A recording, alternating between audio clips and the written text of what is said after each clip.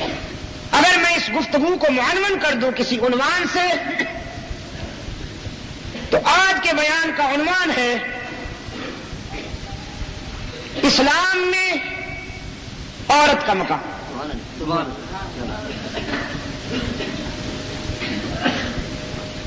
اس لیے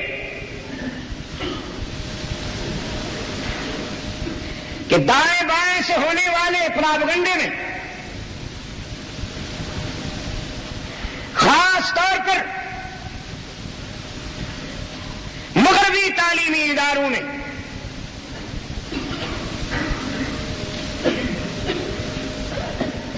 اسلام کے امیج کو ڈائنامیٹ کرنے کے لیے یہ پراپگنڈا کیا جاتا ہے کہ اسلام میں عورت کا کوئی باوقار مقام نہیں.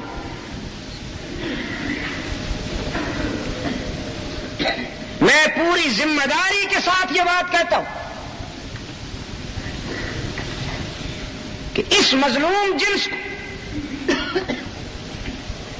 دنیا کے کسی نظریے نے وہ عزت عطا نہیں کی جو اسلام نے عزت عطا کی. بیٹی پیدا ہوتے ہی زندہ درگور کر دی جاتی تھی.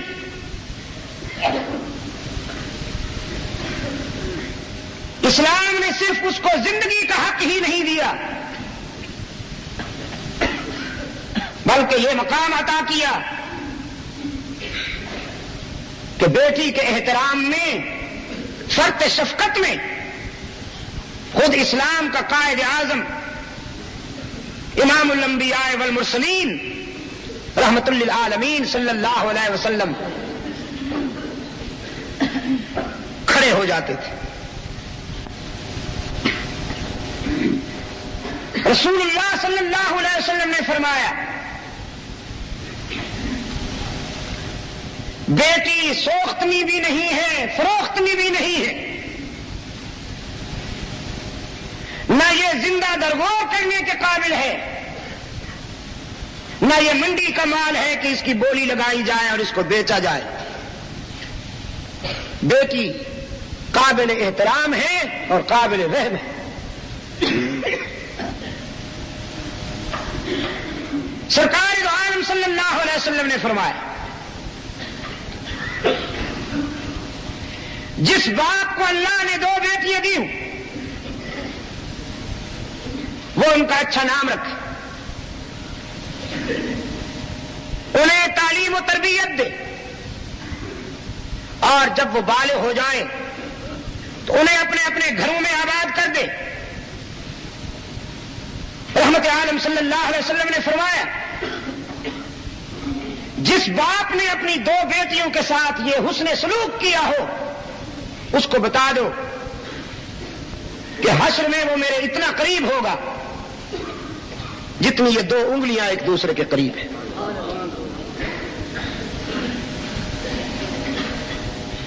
اگرچہ آج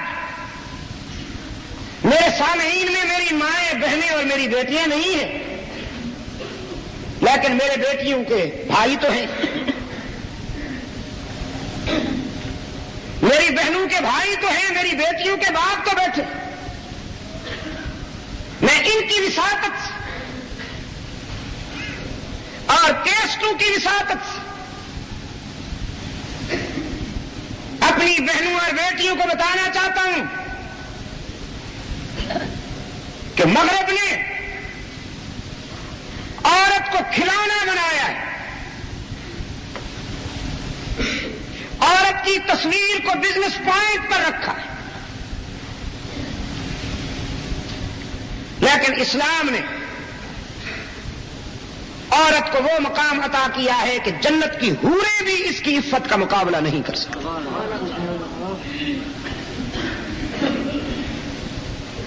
سرکار دو عالم صلی اللہ علیہ وسلم نے فرمایا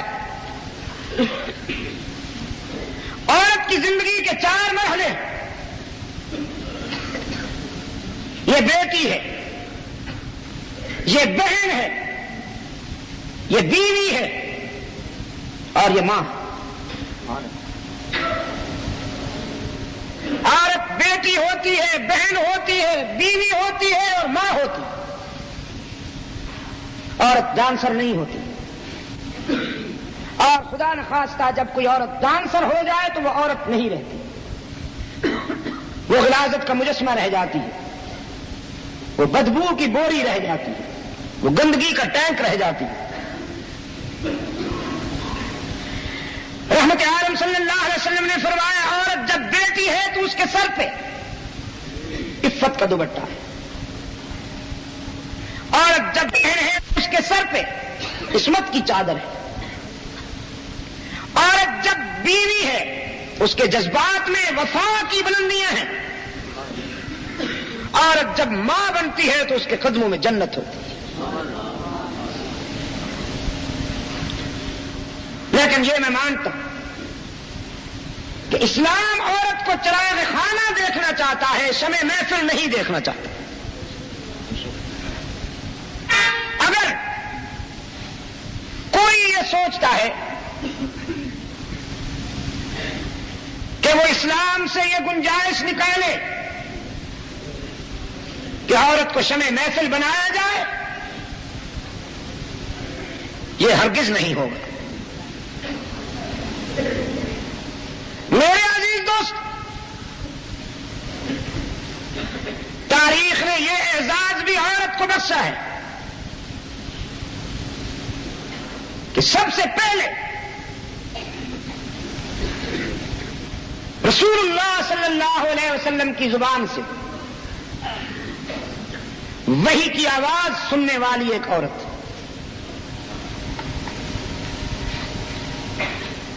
جبرائیل کی زبان سے سب سے پہلے وحی کی آواز رحمت للعالمین نے سنی، اور پھر محبت وحی سرکار دو عالم کی زبان سے سب سے پہلے وحی کی آواز ایک عورت نے سنی، ام المومنین حضرت خدیجۃ الکبریٰ رضی اللہ تعالی عنہا نے۔ حبیب کبریا صلی اللہ علیہ وسلم کو جب پہلا سبق ملا، پہلا سبق لے کر ہرا کی خلوتوں سے جب روح الامین نے فرمایا اقرا، سرکار دو عالم صلی اللہ علیہ وسلم نے فرمایا ما انا بقارئ، میں نے تو کسی استاد سے پڑھنا لکھنا نہیں سیکھا۔ تو حضرت روح الامین نے آفاقی پروگرام کے مطابق محبوب خدا کو اپنی آغوش امانت میں لے کر نیچا، پھر آغوش میں لیا، پھر آغوش میں لیا، اور پھر فرمایا اقرأ باسم ربک الذی خلق خلق الانسان من علق اقرأ وربك الأكرم الذي علم بالقلم علم الإنسان ما لم يعلم۔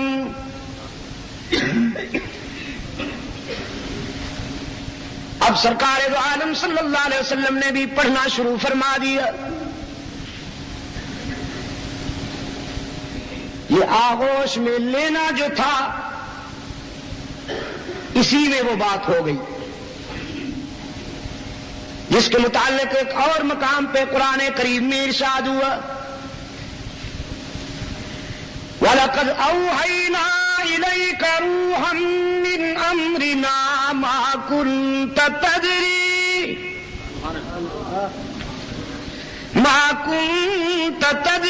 مَا الْكِتَابُ وَلَا الْإِيمَانُ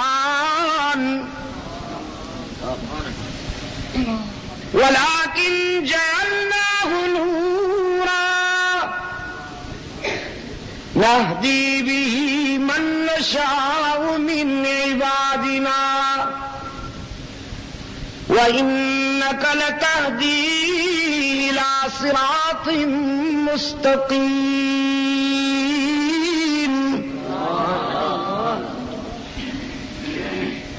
میرے محبوب، ہم نے روشنیوں اور اجالوں کو تیرے سینے میں اتار دیا. ہم نے روشنیوں کو تیرے سینے میں اتار دیا. اگرچہ آپ نے کسی سے پڑھنا لکھنا نہیں سیکھا تھا. ما کنت تدری مل کتاب ولا الایمان. آپ تو امی تھے, آپ تو امی تھے, آپ کسی کے شاگرد نہیں, لیکن ہم نے آپ کو یہ مقام عطا کیا کہ ساری کائنات کو آپ کا شاگرد بنا دیا. قیامت تک جس کسی کے ہاں جو بھی علمی فیوز پہنچے گے وہ تیرے ہی قدموں کی برکت سے. وَلَٰكِن جَعَلْنَاهُ نُورًا. آپ تو کسی کے شاگرد نہیں تھے, لیکن ہم نے قرآن کو نور بنا کر تیرے سینے میں اتار دیا. کس کو؟ پشاور کے دوستو, کس کو نور بنا کر؟ قرآن نور ہے نا. وَلَٰكِن جَعَلْنَاهُ نُورًا. ہم نے قرآن کو نور بنا کر تیرے سینے میں اتار دیا. نَهْدِي بِهِ مَن نَّشَاءُ مِنْ عِبَادِنَا. ہم جس پہ چاہتے ہیں یہ فضل کر دیتے ہیں.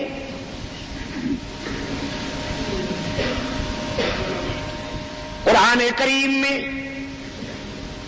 متعدد مقامات پر حق تعالی نے آیات بینات کو روشنی سے تعبیر کیا, نور سے تعبیر کیا.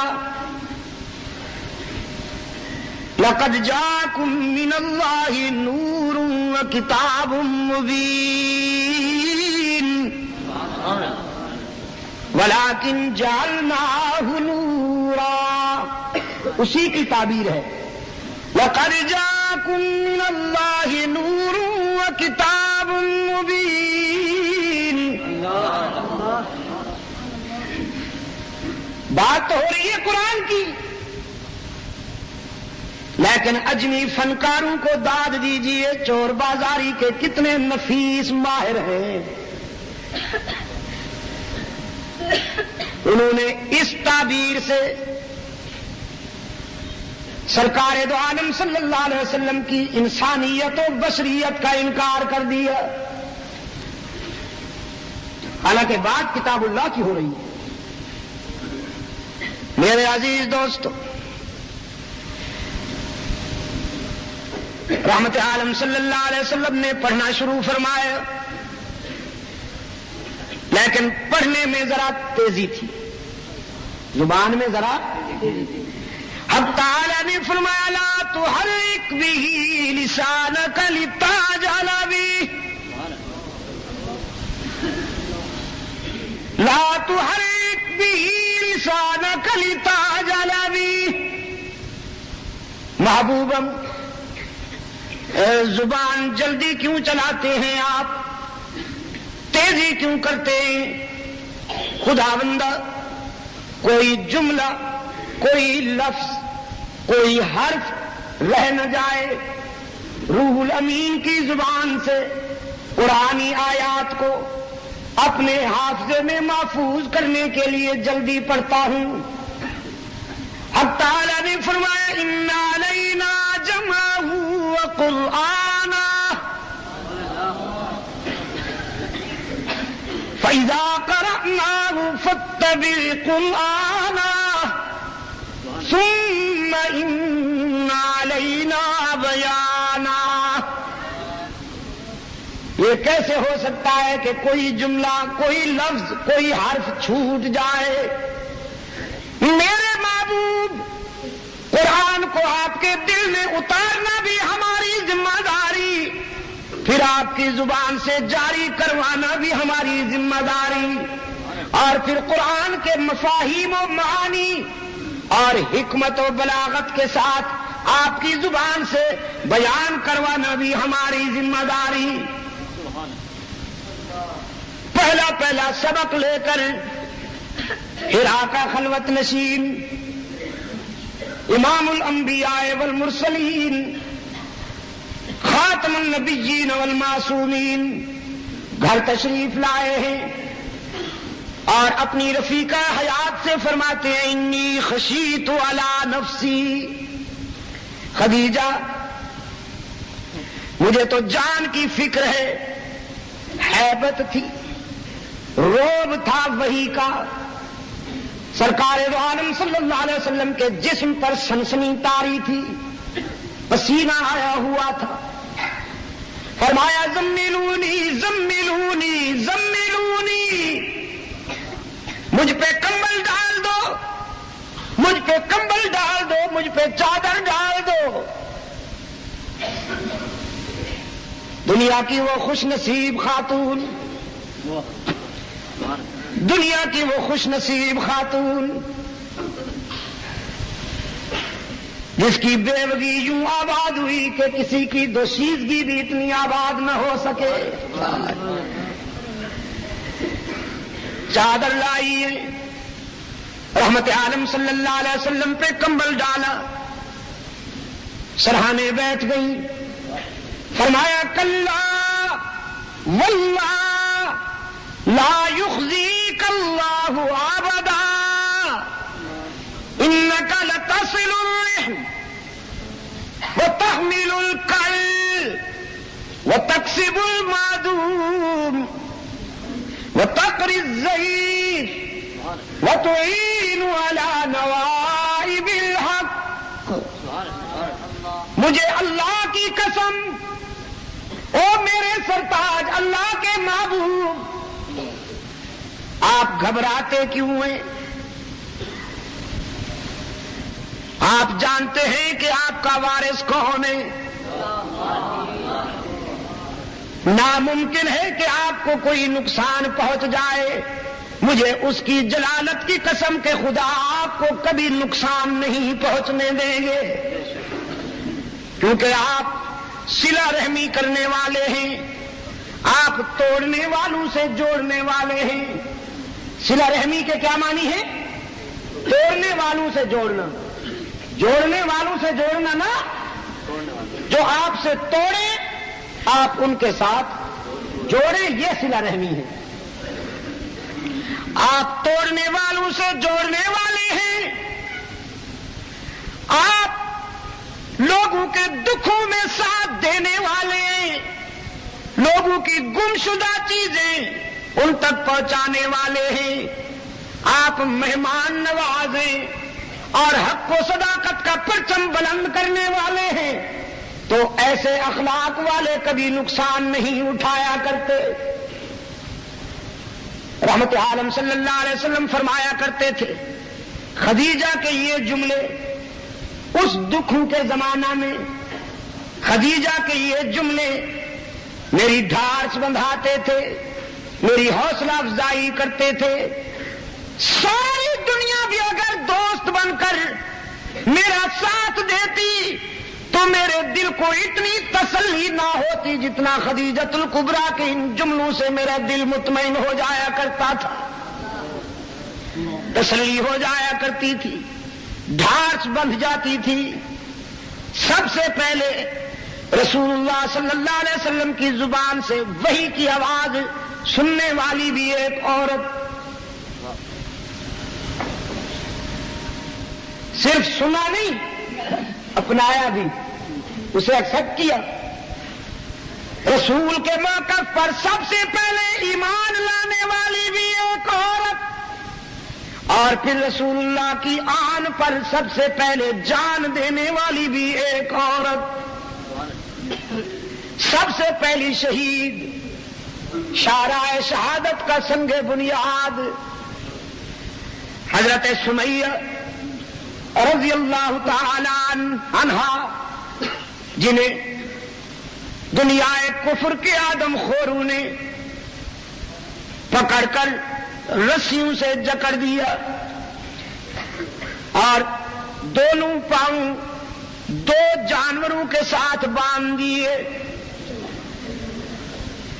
اور پھر دنیا کفر کا آدم خور لیڈر ابو جہل حضرت سمیہ کی آنکھوں میں آنکھیں ڈال کے کہتا ہے اب بتاؤ جان بچاؤ گی یا ایمان؟ سمیہ کہتی ہے ابو جہل یہ جان تو آنی جانی ہے، اسے کون بے وقوف بچاتا پھرے؟ صرف ایک جان ہے، اگر مجھے خدا قیامت تک زندگیاں دیتا جائے تو میں ہر زندگی رحمت للعالمین کے موقف پر قربان کر دوں۔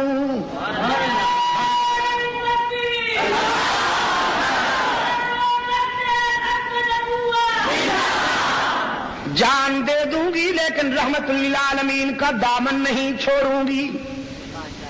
دل کی گہرائیوں سے کہہ دو رضی اللہ تعالی عنہا، رضی اللہ تعالی عنہا۔ اسلام کی تاریخ میں پہلی شہید حضرت سمیہ رضی اللہ تعالی عنہا۔ میرے عزیز دوست، سرکار دو عالم صلی اللہ علیہ وسلم کے موقف پر ایمان لانے والی بھی سب سے پہلے ایک عورت، رحمت عالم صلی اللہ علیہ وسلم کے موقف پر جان دینے والی بھی ایک عورت، سیدہ عائشہ رضی اللہ تعالی عنہا، ایک بڑے باپ کی بیٹی ہیں، بڑے باپ کی بڑی بیٹی، بڑے باپ کی۔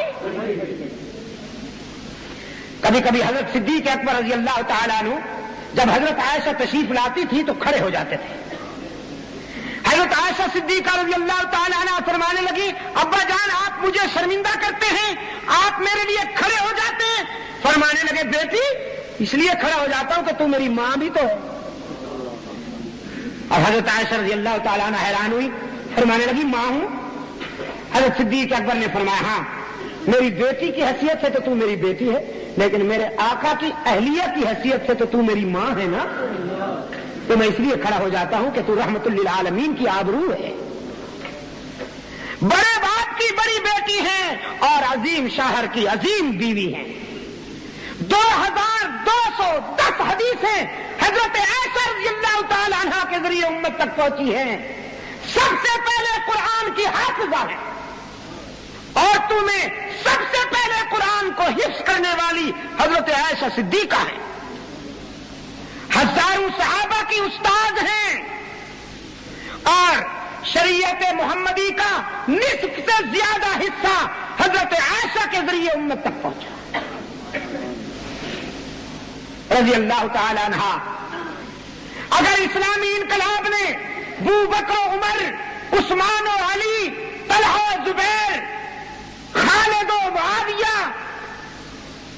عمرو بن عاص و سعد بن ابی وقاص، سلمان و بلال جیسے عظیم مرد پیدا کیے ہیں تو اسلامی انقلاب نے خدیجہ و عائشہ، حفصہ و زینب، ام حبیبہ جیسی، زینب رقیہ، ام کلثوم اور فاطمہ جیسی وہ عظیم خواتین بھی پیدا کیے ہیں کہ جن کے کردار کی پاکیزگی پر جنت کی حوریں بھی رشک کرتی ہیں۔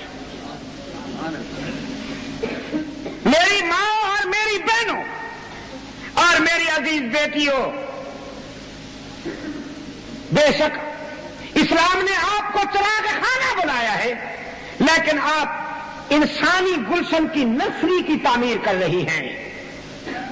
نرسری بڑی نازک شے ہوتی ہے، اگر پودے کو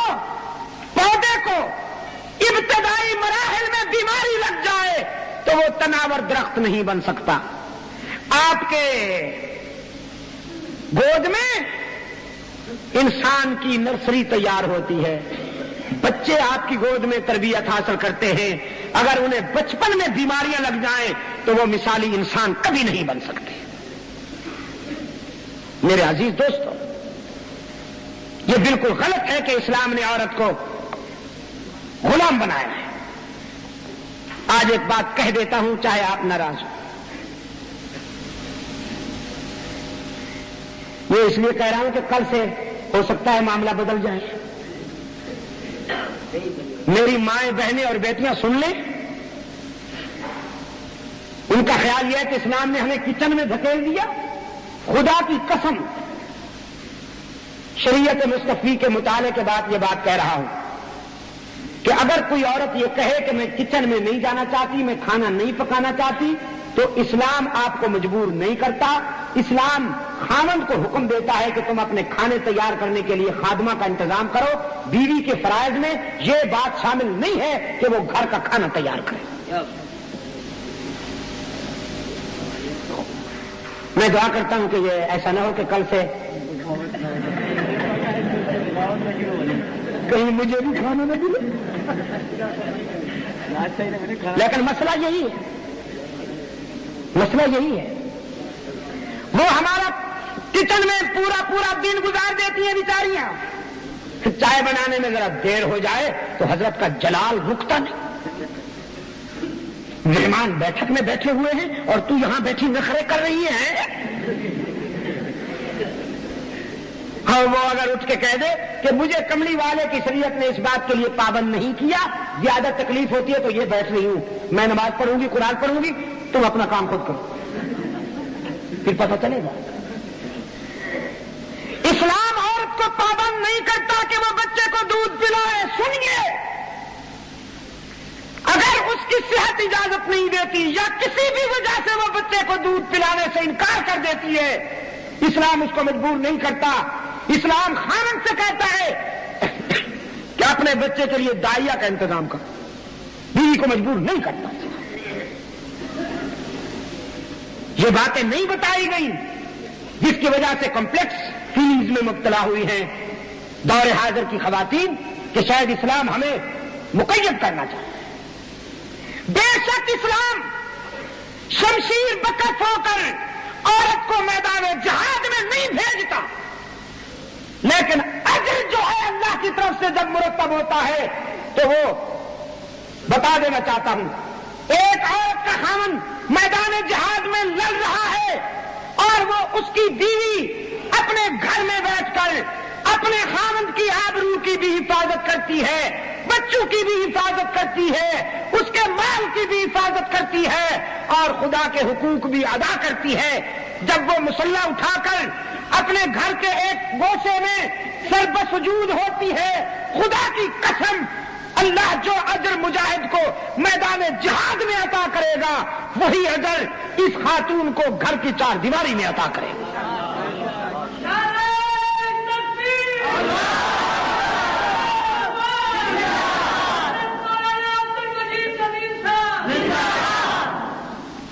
لیکن فرائض کی تقسیم کے وقت اسلام نے مرد کے فطری تقاضوں کو ملحوظ رکھا اور عورت کے بھی فطری تقاضوں کو ملحوظ رکھتے ہوئے اس کی نیچرل ڈیمانڈز کو سامنے رکھتے ہوئے فرائض ڈسٹریبیوٹ کیے ہیں، ذمہ داریاں تقسیم کی ہیں. اگر کوئی عورت یہ چاہتی ہے کہ میں مرد کے سے آساب کے ساتھ مرد والے فرائض پورے کرنا شروع کر دوں اور اسی کا نام آزادی ہے تو یہ اس کی غلط فہمی. وومن رائٹس اسلام بھی ان کو ایکسپٹ کرتا ہے. اسلام میں بھی وومن رائٹس مسلمہ حقیقت ہے، لیکن رائٹس چاہیے، بغاوت نہیں. اسلام عورت کو آزادی دیتا ہے، آوارگی نہیں. اگر عورت آزادی کے نام پر آوارگی چاہتی ہے تو معاف کیجیے گا، اسلام وہ نہیں دے سکتا، نہیں دے سکتا. آزادی دیتا ہے اسلام. کیا یہی عزت کم ہے عورت کے لیے کہ وہ نسل انسانی کی معمار ہے؟ نسل انسانی کی معمار ہے. محنت بیچارہ باپ کرتا ہے، پسینہ باپ کا بہتا ہے، پتہ نہیں کیا کیا مصیبتیں اٹھاتا ہے گھر کے اخراجات پورے کرنے کے لیے، اور جنت ماں کے قدموں میں ہے. باپ نے تو کبھی آبجیکشن نہیں کیا کہ صاحب میرا حق مارا جا رہا ہے، جنت تو میرے قدموں میں ہونی چاہیے تھی. نہیں. اللہ تعالیٰ میری ماؤں بہنوں اور بیٹیوں کو ایک مثالی اسلامی مسلم خاتون بننے کی توفیق عطا فرمائے. اور ہم سب کو اللہ تعالیٰ دنیا اور عقبہ میں کامیابی نصیب فرمائے. اگر زندگی رہی تو انشاءاللہ کل گنج گنج میں گونجیں گے. اللہم صلِّنا علی صراط المستقیم.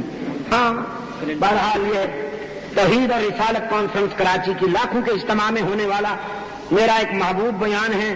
قرآن اور انسانیت یہ افریقہ میں ہونے والا. اس میں سورہ مریم کی تلاوت کا خاص انداز پڑھے لکھے حضرات کو دعا کے بعد میرے رفیق سفر سے مل سکے گا. اللہم ثبتنا علی صراط المستقیم. انجمن قرآن و سنت، انجمن تبلیغ قرآن و سنت کے تمام رضاکاروں کے لیے ہم دعا گو ہیں.